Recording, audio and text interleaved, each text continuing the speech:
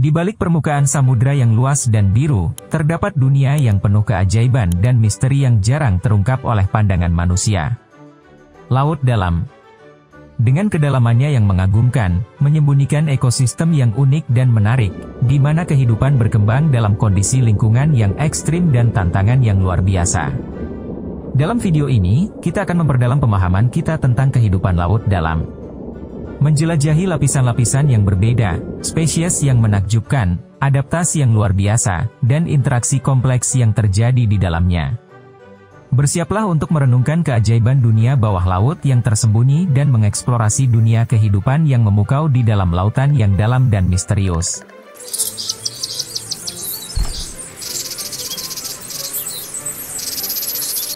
Kehidupan laut dalam adalah suatu wilayah yang menakjubkan dan misterius yang terletak di dalam samudra, jauh dari cahaya matahari dan jangkauan manusia. Di kedalaman ini, ekosistem yang unik dan menarik berkembang dalam kondisi ekstrim yang mencakup tekanan yang luar biasa, suhu rendah, dan kurangnya cahaya. Kehidupan laut dalam menampilkan berbagai spesies yang telah beradaptasi secara khusus untuk bertahan hidup dalam kondisi lingkungan yang sulit ini. Dalam video ini, kita akan menjelajahi kehidupan laut dalam-dalam, yang meliputi lapisan-lapisan yang berbeda, spesies ikonik, interaksi ekologis, adaptasi unik, dan ancaman yang dihadapi.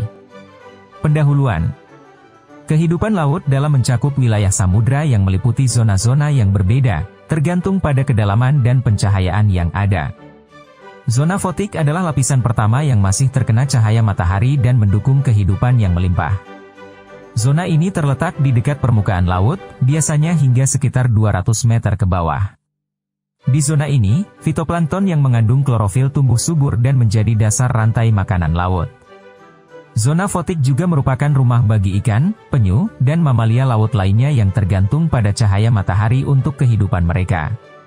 Di bawah zona fotik, ada zona disfotik, di mana cahaya matahari tidak lagi mencapai. Di zona ini, organisme bioluminescen menghasilkan cahaya sendiri, menciptakan suasana yang menakjubkan dan misterius. Cahaya ini dapat digunakan untuk berkomunikasi, menarik pasangan, atau mengalihkan perhatian predator. Organisme di zona disfotik termasuk cacing laut bercahaya, ubur-ubur, dan ikan-ikan yang memiliki kemampuan bioluminescen. Di kedalaman yang lebih dalam lagi, terdapat zona batial. Zona ini terletak di antara 200 hingga 3000 meter di bawah permukaan laut. Di zona batial, tekanan air mencapai tingkat yang sangat tinggi, dan suhu air menjadi sangat rendah.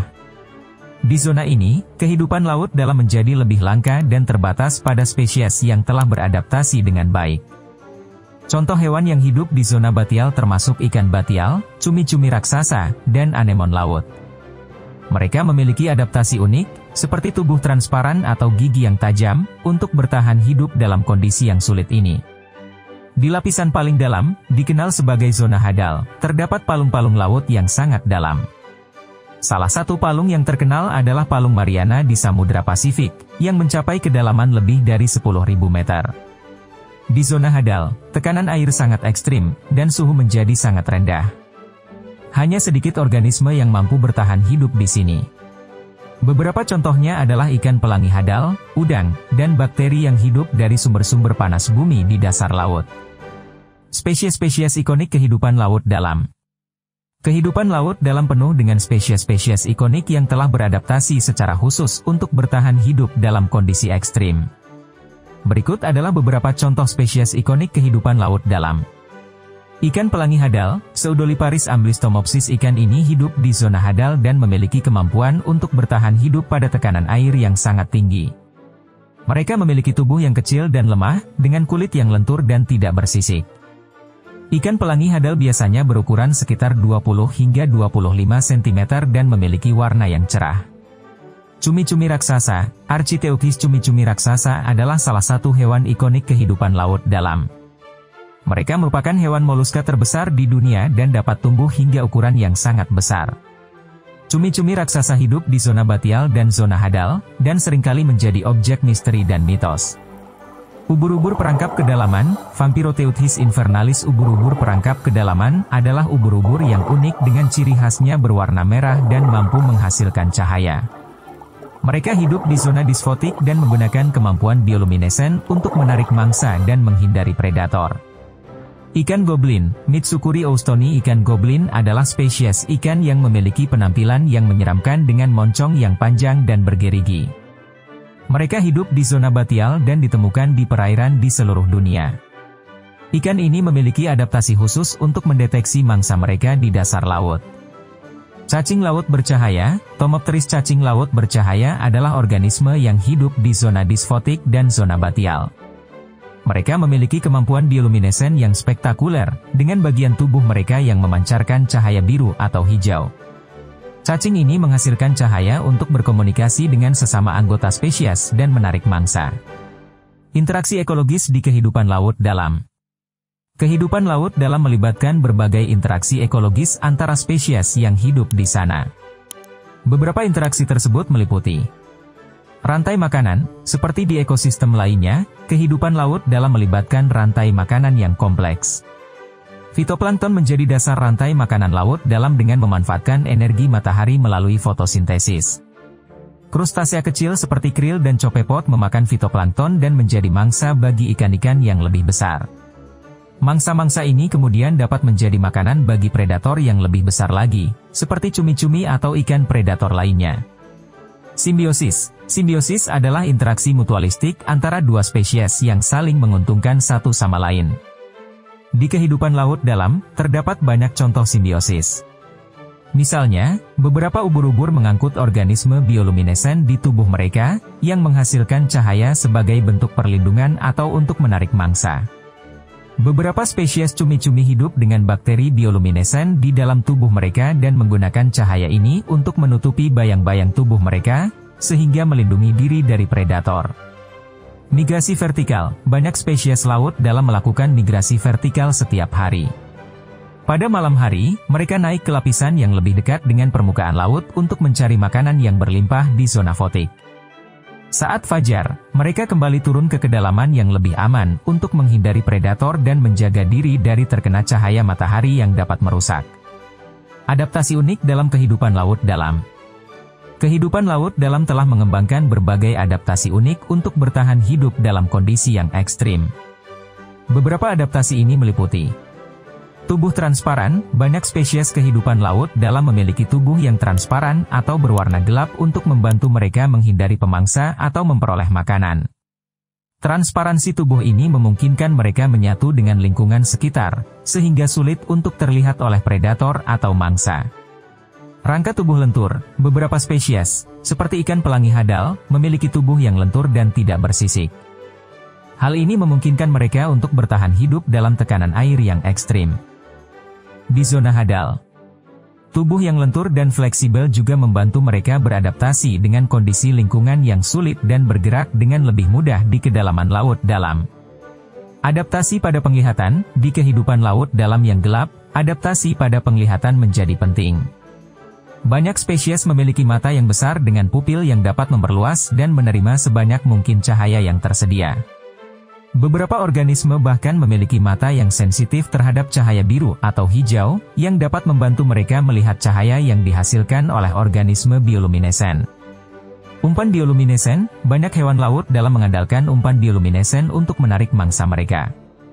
Mereka menghasilkan cahaya yang indah dan menarik menggunakan organ yang mengandung bakteri bioluminescen atau sel khusus yang menghasilkan zat kimia yang memancarkan cahaya.